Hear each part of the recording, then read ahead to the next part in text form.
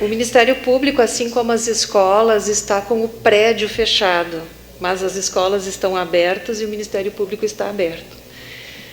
E eu acho que isso é uma premissa importante para a gente começar, porque é um momento novo em que todo mundo está vivendo. Nós nunca vivemos isso. Por isso não tem regramento, por isso que não tem normatização. E cada um está fazendo o seu melhor, com certeza.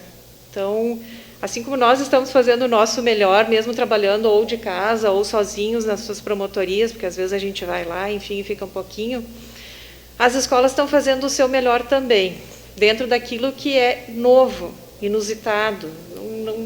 Nunca se cogitou, e a gente tinha muita resistência com EAD para o ensino fundamental e médio. Os professores estão aqui, me corrijam se eu tenho esbarrado em algum equívoco. Mas, de repente, do dia para a noite, a gente teve que se virar. Eu trabalho com 48 municípios da minha regional e todos eles eu questionei se estavam ou não, claro, não as privadas aqui em Caxias eu acompanho, mas nos outros municípios eu não instei as privadas, mas os municípios sim. E os únicos que até agora não estavam concedendo aulas não presenciais eram os municípios, e não todos, os municípios pequenos, aqueles que a sua rede é pequena, que todo mundo se conhece. Os professores estavam entrando em contato com o WhatsApp, com Facebook, indo na casa, ou falando na rádio local que a escola está entregando material, enfim, estavam se virando. Agora, já é de conhecimento de todos que o governador vai editar um decreto interrompendo, suspendendo, prorrogando essa suspensão por mais um tempo. O Bruno está aí nos ouvindo, eu acredito. O Ministério Público faz parte de uma comissão que foi criada, um grupo de trabalho, na verdade, totalmente voluntário, enfim, porque a gente passa o dia inteiro em um monte de grupos de WhatsApp tentando se organizar e tentar ajudar, da gente que pode, enfim. Num grupo que foi criado com a SEDUC, Secretaria do Estado, de Educação, Secretaria de Saúde do Estado, um DIME, que é a União dos Dirigentes Estaduais de Educação, UNCIME, que é a União dos Conselhos Municipais de Educação, o CINEP, que então representando as escolas privadas. Nós também temos epidemiologistas da URGS que nos acompanham. Por quê? Porque a gente tem que pensar como resolver todo esse universo estudantil, que não é só o público, o privado, e sim todos. E não é um problema enfrentado só no Brasil. A gente tem 80% dos alunos do mundo inteiro em aulas domiciliares, em casa. Então, isso é uma demanda que nos dá um desafio de como enfrentar. O Conselho Nacional, esta semana, está editando o seu parecer.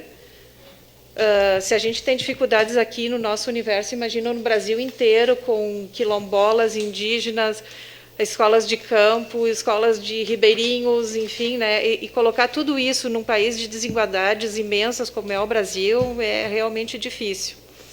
Então, a gente está trabalhando nisso, vendo as normativas. O Conselho Nacional vai editar o parecer, mas a gente já tem conhecimento, ele já foi aprovado, agora é só uma questão de editar. Então, estabelecendo as aulas não presenciais, porque a gente tinha essa situação, vai voltar, o município de Caxias era vai voltar, vamos recuperar.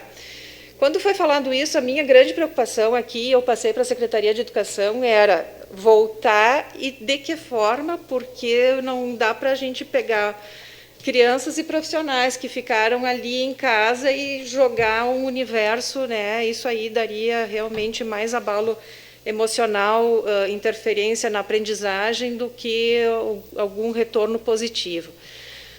Então, agora vai ser regrado, então, vai ser permitido, claro, que cada sistema de educação, então, o Conselho Estadual, dentro das escolas privadas e dentro das escolas da rede estadual, e o município, então, dentro da sua rede, que compõe as escolas públicas de Caxias e as escolinhas infantis, vão fazer o seu regramento com base no Conselho Nacional.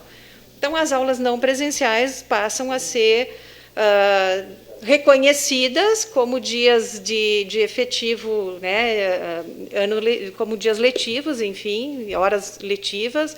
Tem uma medida provisória que está sendo discutida no Congresso, com 200 e poucas emendas, se eu não sei, é algo absurdo, assim, para saber, e a possibilidade de flexibilização também das horas-aulas, não só dos dias letivos, porque nós temos a educação infantil que é impossível recuperar, isso não existe, né, seria absolutamente contrário a todos os princípios que se tem da educação infantil. Totalmente, né? Mas, enfim, são coisas que se tem que... Como nunca se passou por isso, são coisas que a gente vai ter que enfrentar e analisar. Então, a medida provisória, ela estabeleceu isso num primeiro momento e agora vai vir, então, a legislação que vai também já atenta ao que o Conselho Nacional de Educação previu. Provavelmente ela vai se adequar e dar uma normatização para todos nós, né? Por que eu quero dizer tudo isso? Porque eu quero dizer que nós não temos regramento certo.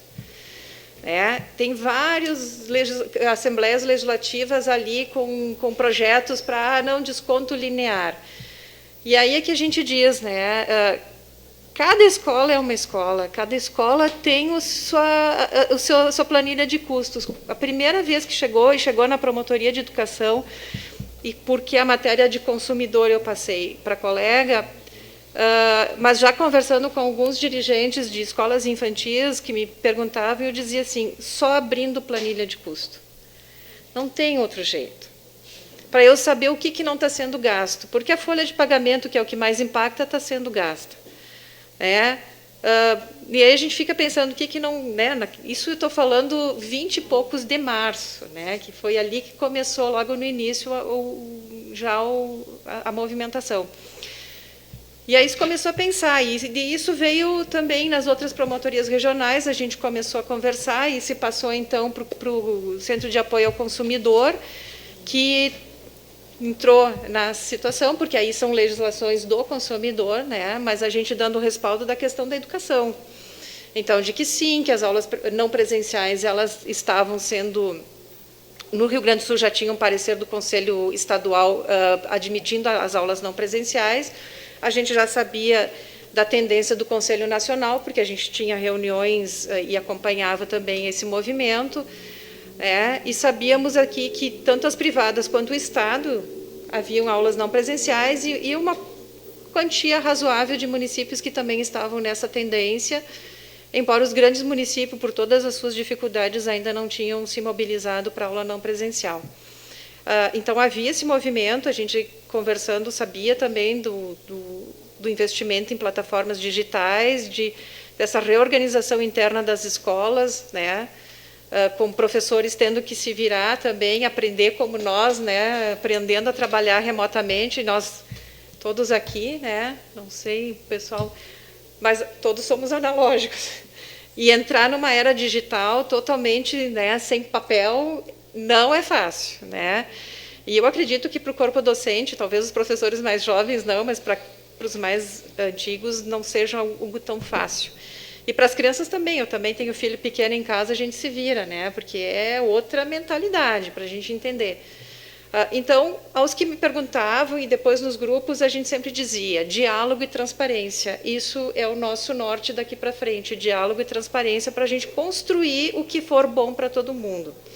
Acho que nesse período de pandemia, né, o que a gente mais tem que ressaltar é tentar viver na prática aqueles nossos princípios constitucionais de dignidade da pessoa humana, da equidade, da solidariedade, da fraternidade, que estavam um pouco esquecidos, né?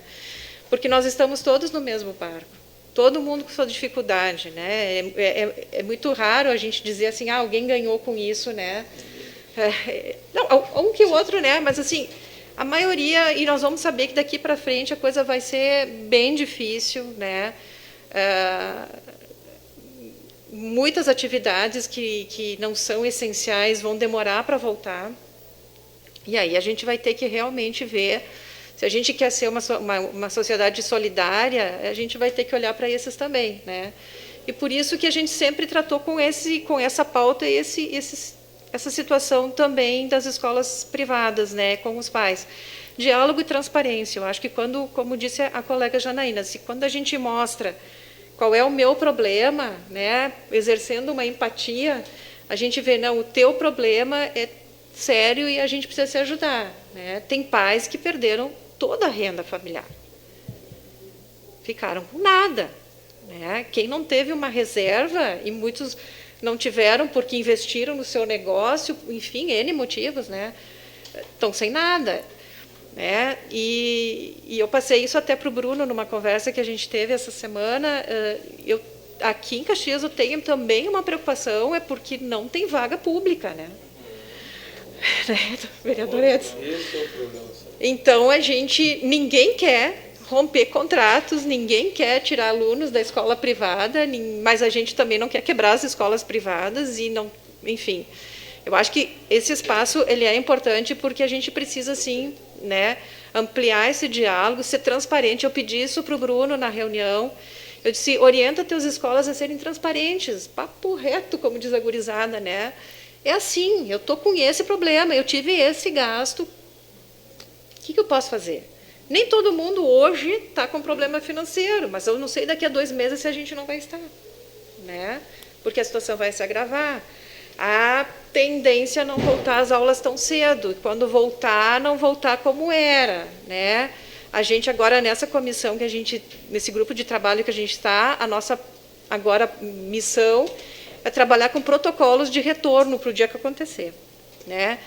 Bom, tinha coisas que eu nunca imaginei que, né, mas falando com os médicos, enfim, a gente para pensar, diz, poxa, né, serão gastos, serão investimentos, né, higienização, as crianças não vão poder conversar, não vão poder correr, não vão poder estar amontoadas, né, não sei, eu vou... Né, são paradigmas diferentes, por isso que eu disse assim, agora é a hora de chegar e conversar. Né, esse é o nosso lema daqui para frente, então... Mais ou menos é esse o panorama que a gente está.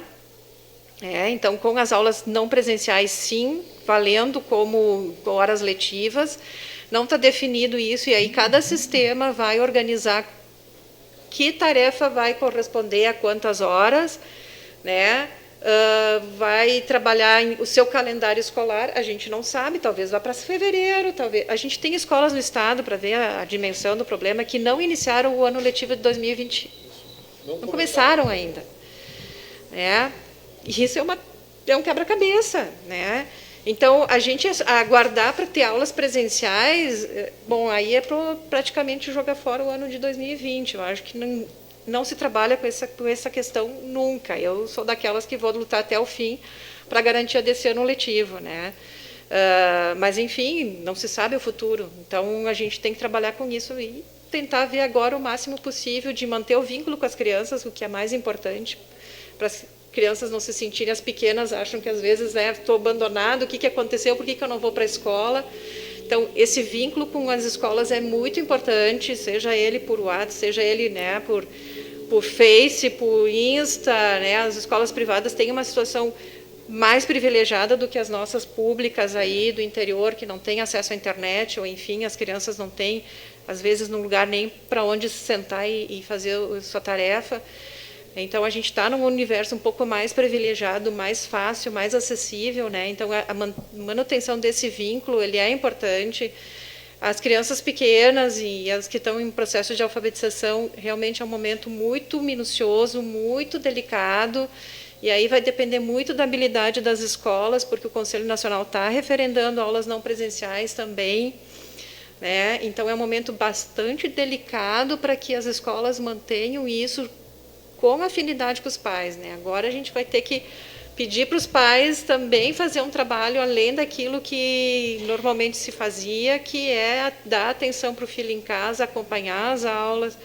É uma tarefa bem difícil para quem não é pai, tá? Porque não é fácil fazê-los eles se puxarem nesse momento assim, eles estão, não é férias, mas também não tem o professor, eles estão longe dos coleguinhas, a volta vai ser bem difícil, porque eles também não vão estar perto dos coleguinhas, eles também não vão poder abraçar, eles também não vão poder correr, né? Então, eu acho que esse é um espaço importante de diálogo que a gente vai ter que seguir nesse caminho, né? Vendo o que nós podemos fazer para melhorar para todo mundo, e pensando sempre na criança.